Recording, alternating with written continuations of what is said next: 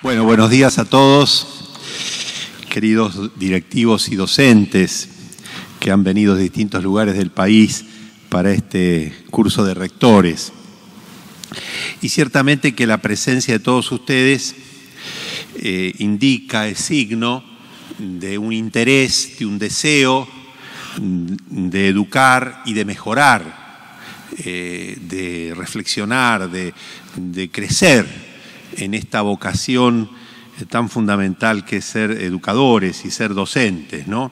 Así que lo primero es felicitarlos y darles las gracias, porque revela, como ha dicho el padre José, un tiempo todavía de vacaciones, un tiempo en el cual uno podría elegir otras cosas. Y aquí ya estamos hablando de la libertad. Uno elige venir, ustedes han elegido venir aquí. Y esto es importante, podrían haber elegido otras cosas. Y sin embargo han apostado porque hay un deseo, hay un interés, hay unas ganas de que en lo que uno está pueda hacerlo mejor, pueda servirle mejor y servir uno a los demás. Nosotros somos una nación libre porque hace 200 años que declaramos la independencia de España. Pero ciertamente que la libertad es también algo que se conquista cada día y por eso creo que queremos ser un pueblo, una nación de hombres libres. Pero una nación, justamente aquí vamos a entrar como en una paradoja, porque una nación independiente de todo poder de este mundo, pero no independiente del misterio, no independiente de Dios. Porque paradójicamente si nos independizamos de Dios, perdemos la libertad. Esta es la cuestión. Traigo a colación una cita que hace el padre Cayetano Bruno en la historia de la Iglesia Argentina, del presidente Nicolás Avellaneda, refiriéndose al Congreso de Tucumán de 1816. Decía Nicolás Avellaneda: los congresistas de Tucumán se emanciparon de su rey, tomando todas las precauciones para no emanciparse de su Dios y de su culto. Es interesante esto, ¿no? Independizarse del rey, de un poder político, pero no de Dios. En el Congreso de Educación Católica realizado en Roma, justamente el Santo Padre, cuando habla de cuál es la cuestión más importante o más, digamos, difícil en este momento o de crisis de la educación, dice el Papa Francisco que la crisis más grande de la educación desde la perspectiva cristiana es la clausura a la trascendencia. La clausura a la trascendencia. Y pone la raíz de esta clausura en un predominante neopositivismo que justamente trata de cuestiones inmanentes, pero clausura a la persona en el nexo con el misterio, en el nexo con la trascendencia. Y pone allí entonces la crisis más grande de la educación. Evidentemente, ¿no?, que el hombre está hecho para Dios. Ernesto Sábato, en La Resistencia, una obra ya de las últimas, es muy interesante cuando él plantea la ausencia de Dios o la falta de un nexo vital o existencial con el absoluto, lo llama él, genera después una humanidad incapaz de sacrificarse por los demás. Porque él dice allí, primero trata el problema de Dios y después dice: traer hijos al mundo es un sacrificio, cuidar a los ancianos es un sacrificio, educar a los hijos es un sacrificio, trabajar por el bien común es un sacrificio. Pero si el horizonte último del hombre es tratar de pasarla bien, comer y beber, ¿de dónde va a sacar la fuerza para el sacrificio? ¿De dónde va a sacar la pasión para el compromiso con los demás? Y entonces implícitamente está refiriéndose a la trascendencia, al misterio. Y realmente, ¿no?, creo que de esto no se habla mucho. Y los otros días, hace poco, tuve una experiencia con un hombre donde uno pudo percibir, tocar casi con la mano, ¿no?, esto de la relación con el misterio.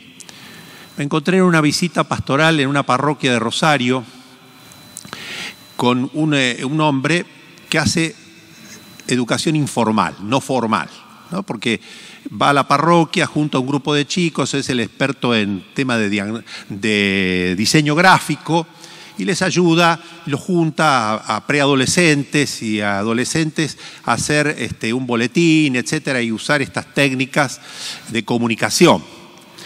Pero lo que más me impresionó de este hombre fue el testimonio que él da cuando narra su vida. Debe ser un hombre ahora, no debe tener 50 años, que, bueno, tuvo una primera experiencia de pareja, no sé si fue de matrimonio, que fracasó, estaba lejos de Dios.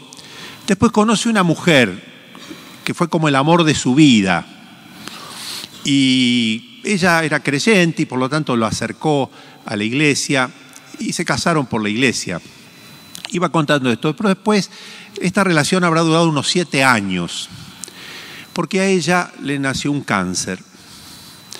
Y al poco tiempo, bueno, después de un tratamiento se recuperó, pero al poco tiempo otra vez recrudeció el cáncer, otros tratamientos, otra vez recrudece. Y ya en su etapa final los médicos querían hacer otros tratamientos y él también la incitaba a convencerla de otro tratamiento más. Y ella le dijo: déjame ir con Dios. Pero a mí lo que más me impresionó es lo que él añadió. Me di cuenta que mi abrazo no le alcanzaba. Me di cuenta, entonces, decir, que mi abrazo de hombre, de esposo, de marido, no le alcanzaba para hacer feliz su corazón. Pude percibir ahí este sentido de la trascendencia, este sentido de que el hombre realmente es tal cuando tiene este vínculo con el misterio, el vínculo con Dios. Por eso entonces, por aquí creo que pasa uno de los desafíos entonces de nuestra educación. Nosotros queremos ser una nación de hombres verdaderamente libres y la educación ciertamente es una obra de liberación de la ignorancia y de las esclavitudes que atenazan a los jóvenes. Pero la educación necesita de hombres y mujeres libres, de adultos que tengamos una identidad radicada en la pertenencia a algo más grande que nosotros. Una identidad que no sea autorreferencial, una identidad que no esté basada en nuestras propias capacidades o en nuestros propios sentimientos o genialidades. Por eso, una auténtica educación necesita personas conscientes de sí mismas, que tengan una mirada sobre sí, que yo tenga una mirada sobre mí mismo, tal como Dios ha hecho nuestro corazón, no con una medida más chica. Porque si yo tengo una mirada sobre mí chica, reducida, voy a tener esa misma mirada sobre los alumnos. O un padre o una madre de familia va a tener esa mirada sobre sus hijos. Y lo único que va a pretender entonces es algo inmanente. Pero lo inmanente no sacia el corazón del hombre. Por eso me parece que uno de los grandes desafíos hoy es recuperar el sujeto que educa, el adulto, el docente, el sacerdote, el padre, la madre, ¿no? Todo adulto que educa. En este sentido, quiero ir dando algunas palabras que nos puedan ayudar a cuáles son las cualidades que hemos de tener, pero no como una cuestión que vamos a adquirir voluntarísticamente, sino realmente como un don que hemos de pedir cada día. Y la primera palabra que yo quiero subrayar en nuestra misión docente es la palabra gratuidad. La palabra gratuidad, que está relacionado con la palabra vocación y que por lo tanto es una palabra englobante, abarcativa, no reducida. Nosotros muchos años escuchamos hablar de la docencia como un trabajo, y evidentemente que implica un trabajo. El Santo Padre ha dicho, y con justicia, que los docentes son siempre mal pagos y por lo tanto no hay un verdadero interés del Estado en valorizar la vocación docente. Se dice en el discurso, pero no en los hechos. Pero si uno redujera el ser educador a una cuestión de trabajo, queda reducido de algún modo al tema de contrato y salario. Y ustedes saben que Jesús en el Evangelio dice que el asalariado no conoce a lo que el dueño, el padre, en cambio el hijo sí, el hijo conoce la intimidad de su padre, no el asalariado. Por eso el núcleo me parece más importante que nunca hemos de dejar de tener vivo en nosotros es la vocación, que es esta gratuidad, es este amor. Podemos poner igual la palabra gratuidad y amor. Y quiero contar también una experiencia que yo tuve siendo estudiante de Ingeniería Química en la Universidad Nacional del Litoral. No era un instituto católico, pero allí, gracias a un profesor que después de mi examen de química analítica, que fue un desastre el examen, aunque me aprobó, este hombre tuvo media hora conmigo. Me preguntó por qué, si yo tenía alguna dificultad en el estudio. Él en aquel tiempo calificaban como aprobado, bueno, distinguido y sobresaliente. Y él me decía que el concepto que tenía de mí era para ponerme un distinguido, pero que en realidad me iba a poner nada más que un aprobado porque el examen que yo había dado no daba más que para eso. Pero me pregunta si yo tenía algún problema en el estudio. Y le dije que no, porque mi orgullo me impedía reconocer mi fragilidad. Y entonces el hombre me dice, ¿me permitís ver tu libreta? Yo tenía 6 exámenes rendidos, 3 aprobados y 3 aplazados. Y este, como buen ingeniero, me dice, mira, esta carrera dura 5 años, pues estás rindiendo el 50%, en vez de tardar 5 vas a tardar 10. Entonces me empezó a bajar a la realidad. Pero me hizo otra pregunta, ¿por qué te fue mal en esta materia? ¿Y por qué te fue mal en esta otra? ¿Cuál es la causa que vos atribuís? Y yo le daba respuestas externas a mí, porque yo venía de un perito mercantil, no había hecho bachiller, la matemática me resultaba difícil, que la química inorgánica que había rendido mal era porque, bueno, tenía un problema en mi familia, entonces me fui antes.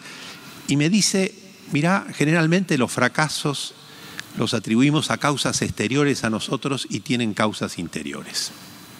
Y ese hombre me dio el palo más grande de mi vida. Yo a los 2 meses dejaba la facultad y entraba al seminario.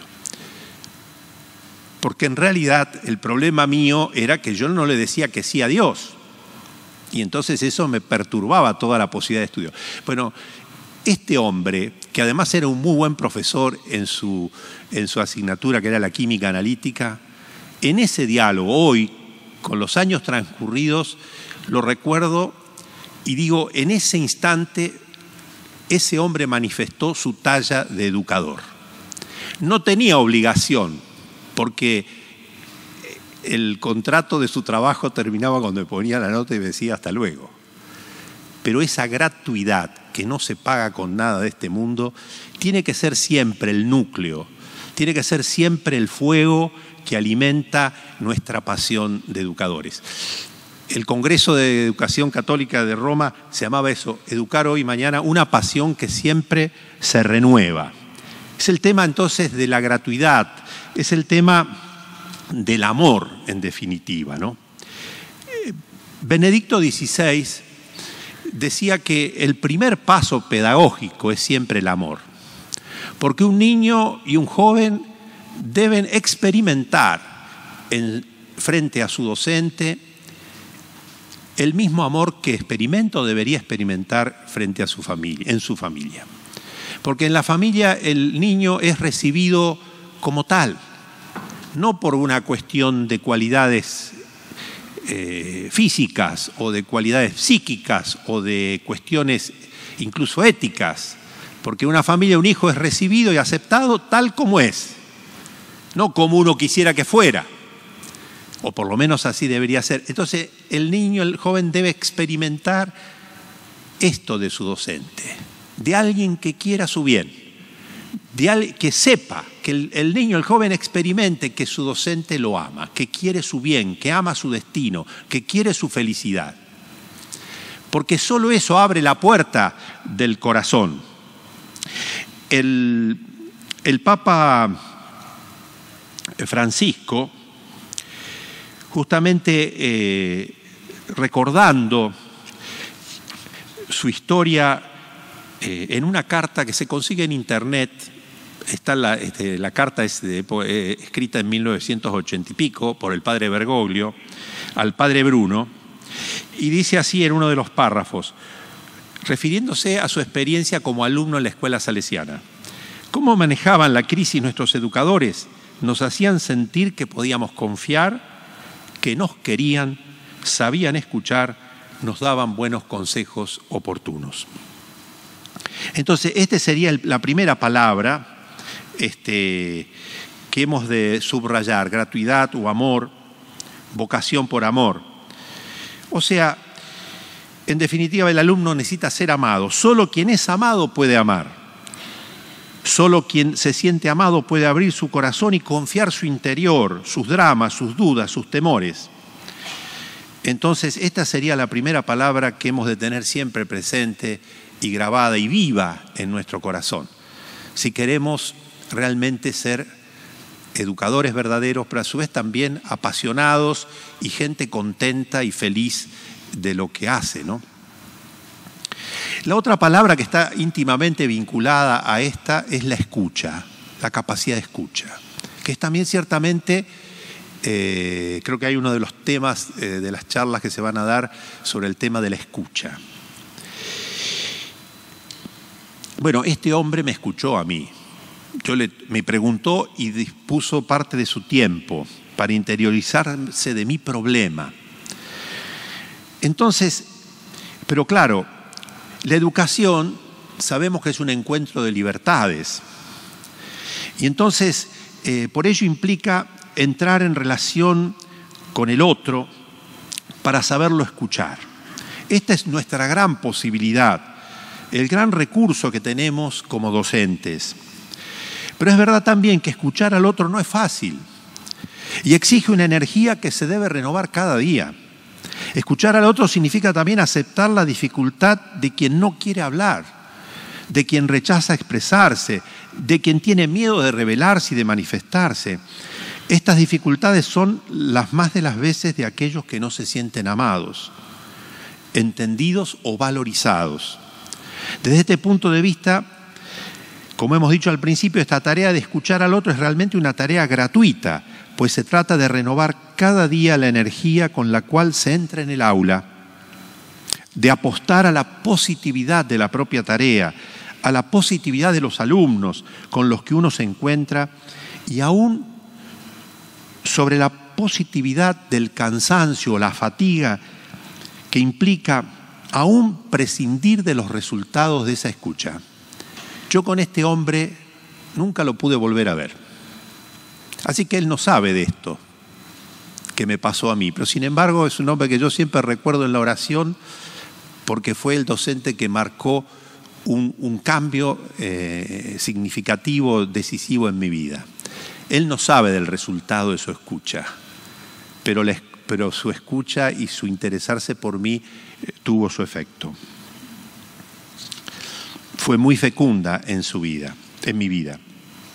Bien, hay otro aspecto también, y aquí yo sigo a Camisasca, un autor italiano, otro aspecto del escuchar. Dicho autor dice que la escucha del otro también se realiza a través de la propia enseñanza. Y dice, la didáctica no consiste en un conjunto de verdades, de nociones, de contenidos a descargar en el cerebro de los estudiantes, cuanto en un largo trabajo de introducción del otro a la realidad total. Sabemos que esta definición, que viene de Jungmann y después la toma Giussani, es la que ha dicho el Papa Francisco en el discurso del Congreso de Educación. Educar significa ayudar al otro a entrar en este estupendo panorama, que es el panorama del mundo, que es el panorama de la historia, de los hombres, de la lengua, de las tentativas de entender, de conocer y de explicar. Está claro que esto siempre tiene que darse, introducir en un clima y en un continuo diálogo entre educador y educando. También quiero hacer referencia aquí al hecho de que amar lo que enseño es parte de ese amor a los alumnos, amar lo que enseñamos. Un docente que no ama lo que enseña, que por lo tanto no estudia ni investiga, difícilmente podrá transmitirle algo a los alumnos. Se necesita ser apasionados por la verdad de lo que uno enseña.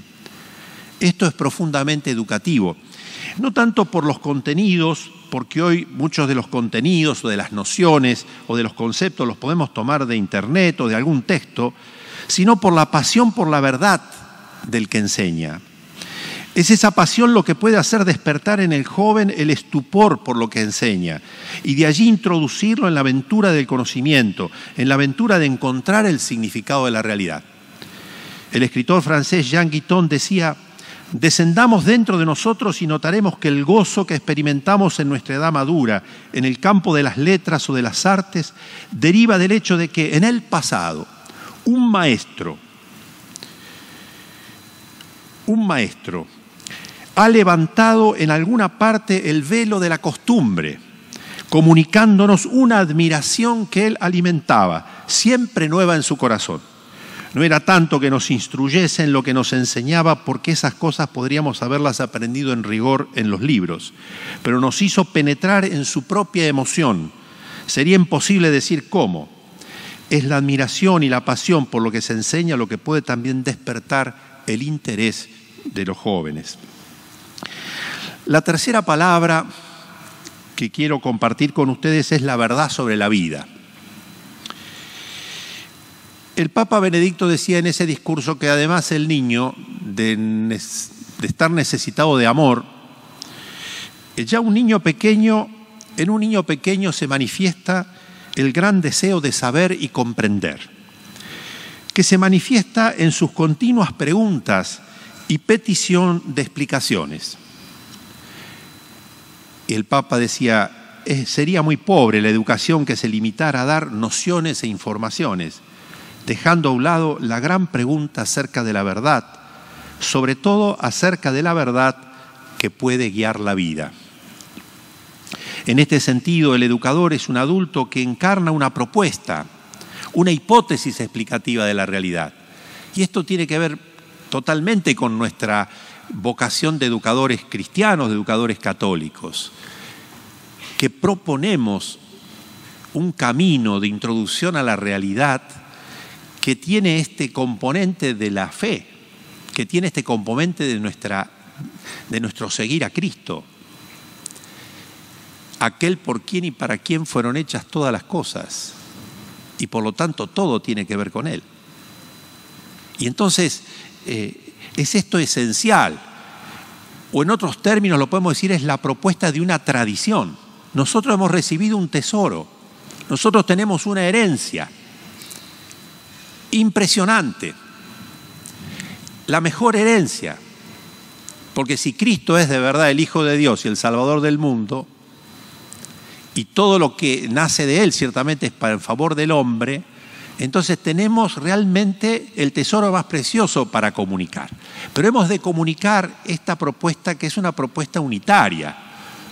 Es el conjunto de significados que expresa el cristianismo y por lo tanto que se nos da en esa tradición, se nos ha comunicado a través de nuestra familia, a través de la iglesia, a través de toda la presencia de la iglesia en la historia, hasta llegar a nosotros. Pero esto es necesario, porque si no, el joven se queda sin el punto de referencia. El niño necesita certeza para caminar. El Papa, en algo parecido, decía, hablando del riesgo de educar, que el niño o el joven tiene que tener un pie en un punto firme y después con el otro ir tanteando para tomar después otro punto firme y dar un paso. Pero no se pueden dar pasos si no hay puntos firmes. Si todo es arena movediza, todo el esfuerzo se va a querer sostenerse en pie y no se avanza. Y no se avanza en la educación, no se avanza en el crecimiento de la personalidad. Entonces es fundamental la transmisión, la oferta, el ofrecimiento de una tradición. Pero, y esto, bueno, sigo a Luigi Giussani, dice, pero esto no es una imposición, esto es una propuesta a la libertad. Y por lo tanto, que la tradición, es decir, esta hipótesis de significado, justamente juega el papel de una hipótesis. Y nosotros sabemos que una hipótesis en ciencia, para que se convierta en ley, necesita ser verificada. Y entonces esto es fascinante, porque no es una cosa que se impone, sino que es algo que se ofrece para que realmente se ponga a prueba y desafíe realmente si nuestra propuesta corresponde, es decir, encaja ¿con qué? Con la estructura de nuestro corazón. Si encaja, si calza, digamos, como cuando uno dice esto calza, esto engancha, con lo que en lo más profundo el ser humano desea, que son este conjunto de exigencias estructurales, podemos decir, que tiene el corazón de todo ser humano. El deseo de verdad, de belleza, de justicia. Eso es natural, eso lo tenemos todos, con eso venimos todos. Y justamente hay una propuesta que dice satisfacer estos deseos. Entonces, hay que verificar si esto es posible, si esto es real. Lo tenemos que verificar en nuestra existencia. Entonces, por eso, el adulto educador he de encarnar esta propuesta, esta hipótesis. En realidad, esta hipótesis es la hipótesis de mi vida. Y los niños y los jóvenes necesitan un adulto al quien mirar. No porque seamos más perfectos, no porque incluso seamos coherentes éticamente, porque somos todos pecadores, pero sí hombres y mujeres que están en camino, que quieren continuamente y apasionadamente verificar en sus vidas que esta propuesta es planificante, que esta propuesta es lo que realiza nuestra vida, que esta propuesta es lo que da respuesta, pero que esta propuesta ciertamente tiene un núcleo, que no es una idea, sino una persona. Entonces, la necesidad de una propuesta. Y esto también viene a colación, o traigo a colación esto otro. Hoy, y ya desde hace muchos años, las ciencias reclaman cada vez diversificarse en más especialidades. Pero justamente la propuesta cristiana es una propuesta unitaria, de significado totalizante. Y entonces es necesario una sabiduría de la vida. Decía Benedicto XVI que la ciencia es justo que se especialice y se diversifique, pero la persona necesita síntesis. La persona necesita una idea buena de la vida para vivir. Y entonces aquí viene la famosa integración del saber, que hoy tanto se plantea, o la interdisciplina, que también tanto se plantea, pero que fundamentalmente, digamos, esta unidad, ¿no es cierto?, nos la da justamente la pertenencia a un hecho, la pertenencia a una persona, con mayúsculas, que de ahí se deriva después todo lo demás, ¿no? Pero es necesario. Maritain, ya muchos años atrás, Jacques Maritain, filósofo francés, en un libro que se llama La educación en este momento crucial, siempre estamos en algún momento crucial en la educación, planteaba esto de la especialización y decía, el mejor especialista es el animal. Sí, el mejor especialista, porque sabe hacer nada más que aquello para lo cual está diseñado. La abeja hace el hexágono de la colmena, perfecto, pero no le pidas otra cosa. La visión de conjunto no la va a tener nunca. Entonces necesitamos hombres sabios, pero el significado no nos lo da la ciencia. El significado último de la realidad nos lo da la tradición. El conjunto de significados que da respuesta a las grandes preguntas del hombre. El mismo Papa Francisco, en esa carta al padre Cayetano Bruno, decía, la vida del colegio era un todo, Uno se sumergía en una trama de vida preparada como para que no hubiera tiempo ocioso. Y yo me sentía sumergido en un mundo el cual, si bien era preparado con recursos pedagógicos, no tenía nada de artificial. A uno le hacían vivir diversos aspectos ensamblados de la vida. Y eso fue creando en mí una conciencia. Conciencia no solo moral, sino también una especie de conciencia humana, social, lúdica, artística, etc. Dicho de otra manera, el colegio creaba, a través del despertar de la conciencia en la verdad de las cosas, una cultura católica, que nada tenía de beata o despistada. Esta cultura católica es, a mi juicio, lo mejor que he recibido de ese colegio. Bien, otra palabra más. La libertad. Dijimos que la educación es un encuentro de libertades. La libertad del docente, que se da a sí mismo amor y que comunica una propuesta a la tradición, verdad. Y desea que la libertad del alumno se abra para poder recibir el contenido que se le ofrece y verificar, hacer experiencia personal, verificar existencialmente que lo que se le ofrece corresponde con las exigencias estructurales del corazón. El joven está llamado a descubrir en la tradición que se le comunica una serie de valores a través de nuevas experiencias, y esto solo se realiza si el joven compromete su libertad. Si no, quedará en una cuestión teórica, y por eso, porque muchos de nuestros jóvenes no hacen la experiencia, después terminan dejando también la tradición cristiana. Porque si no verifican en su vida que la propuesta educativa integral, totalizante, que es la educación cristiana, entonces si no la hace experiencia, la termina tirando. Goethe decía en el Fausto que la herencia que uno recibe se la tiene que volver a ganar. Y yo lo traducía así: si yo heredo una heladería, pero a mí no me gusta ni fabricar helado ni vender helados, la heladería se va a fundir. Yo me podré comer los helados, pero después termina. La heladería terminará haciéndola otro o se fundirá y yo ya no la tendré más. Con la tradición cristiana pasa lo mismo. Si esta herencia, este tesoro precioso, primero está vivo en nosotros, lo podemos comunicar a los demás, pero ayudándoles a que hagan experiencia de que esto planifica la vida, que esto corresponde con sus necesidades más profundas y no quede como una doctrina, un catecismo bien aprendido, pero que no le va a decir absolutamente nada. Pero evidentemente que comprometer la libertad del otro no está en nuestras manos, porque el otro es libre. El otro no es un objeto que está a disposición de nuestra voluntad. Y entonces se necesita la paciencia, se necesita volver continuamente a ofrecer el ideal, ¿no?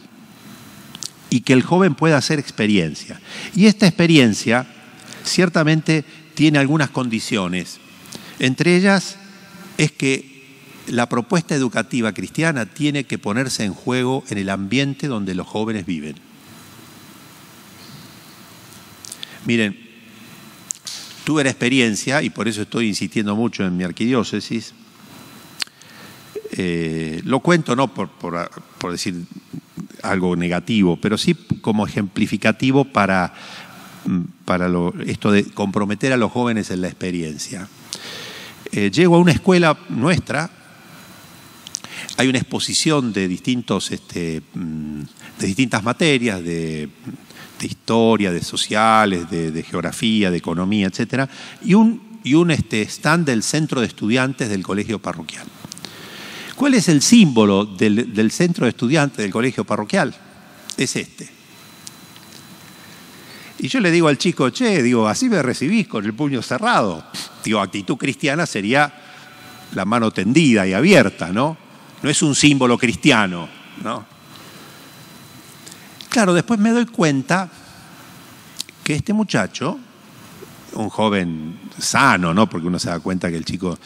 Pero en su ambiente, no en el de la escuela, en su ambiente externo, durante el tiempo libre de él, o un adulto, en su tiempo libre también, lo adoctrina con otro evangelio, para después ponerlo dentro de la escuela a predicar ese otro evangelio. Y yo digo, y al cura le pregunto, ¿y vos convocás a los chicos para un grupo, para hacer algo donde el ideal cristiano que se propone en la educación nuestra lo puedan verificar? Y eso no lo estamos haciendo. Si nosotros no hacemos eso, si no convocamos a la libertad de los jóvenes, a que pongan en juego libremente la propuesta que le hacemos y en su ambiente, incluso fuera del horario escolar, y acá hablamos de la educación no formal, no se logran las convicciones. Sí, habrán aceptado teóricamente, pero necesitamos abrir el campo, ¿no? Y el ofrecimiento a la libertad. No vendrán todos, vendrán algunos. Pero esos algunos seguirán con el convencimiento, lo podrán obtener en la experiencia, no fuera de la experiencia. Si no, quedaremos nada más que en una comunicación, sí, correcta de la doctrina, a lo mejor, pero abstracta. No tendrá encarnadura, no tendrá mordiente en nuestro corazón y en nuestra sangre, ¿no? Entonces esto es fundamental también, ¿no? Y ciertamente que evaluar la tarea educativa en este sentido de una propuesta a la libertad del otro es muy difícil, porque el hombre sigue siendo libre. Y a lo mejor lo que hemos sembrado, y por eso digo siempre hay esperanza en la educación, y nunca tenemos que desanimarnos, nunca tenemos razones de fondo para desanimarnos. ¿Por qué? Porque el hombre es libre. Y a lo mejor lo que sembró y sembramos en el corazón de un chico, después da su fruto en el tiempo. Y a lo mejor nosotros no lo sabemos ni nos vamos a enterar. Cuento una pequeña experiencia también que tuve en un pueblo, referida a la educación religiosa, pero bueno, es el tema cómo fructifica un adulto que comunica algo a un joven. Un hombre de 45, 50 años, que me entero por una señora de una parroquia de un pueblito pequeño, un hombre que maneja cosechadoras máquinas de cosechadoras, un hombre de trabajo, su familia, que quiere tomar el cuerpo de Cristo porque quiere entrar en el reino de los cielos. Nunca escuché una claridad tan grande, no sé qué llegaría a entender él por el reino de los cielos, pero sí una humanidad plena, sí algo que realmente... Es decir, respondía a ese deseo de felicidad que había en su corazón.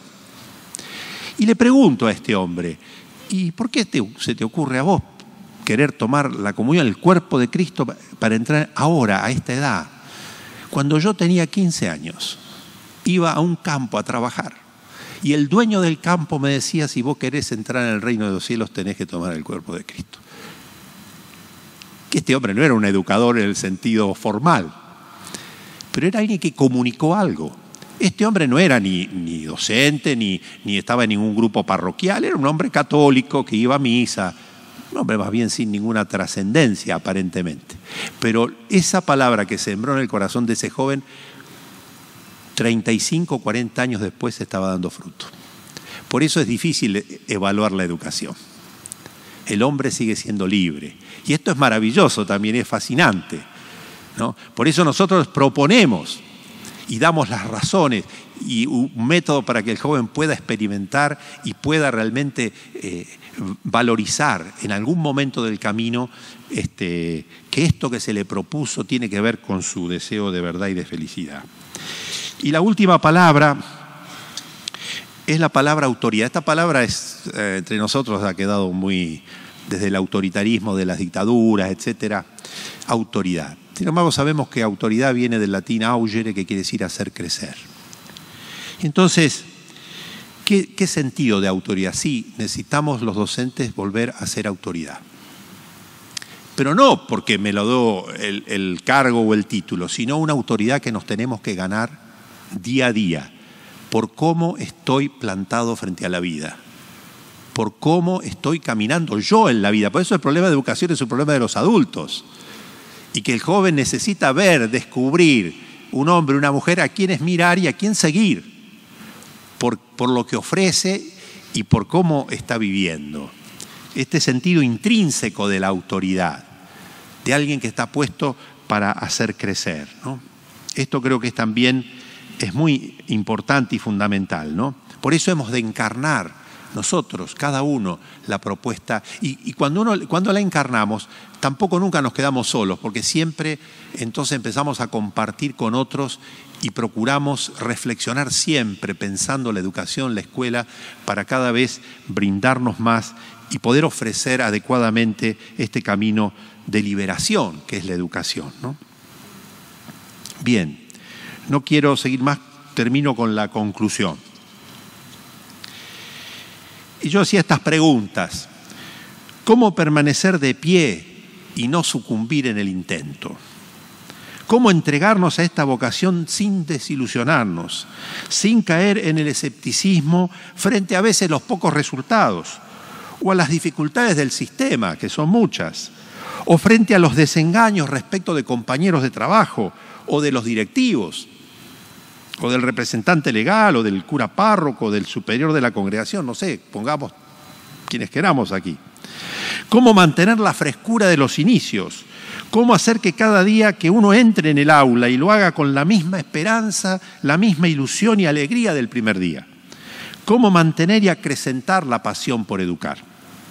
Solo si yo pertenezco a algo más grande que me sostiene, al cual me remito siempre, y qué es lo que da sentido a mi vida, que puedo entonces conservar y acrecentar la pasión de la primera mañana. Por eso es necesario que nos preguntemos: ¿a quién pertenezco? ¿De quién soy? ¿De quién soy?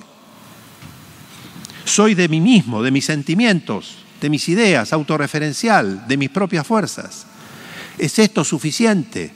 ¿Son estas cosas capaces de sostener mi vida sin desilusionarme? El hombre de hoy, autónomo, autosuficiente, vive entre la ilusión de que todo lo puede, especialmente gracias a los adelantos de la técnica derivados de los avances de la ciencia, o la desesperación frente a la impotencia de cambiarse a sí mismo y de cambiar la realidad. Hoy asistimos a una disolución del yo.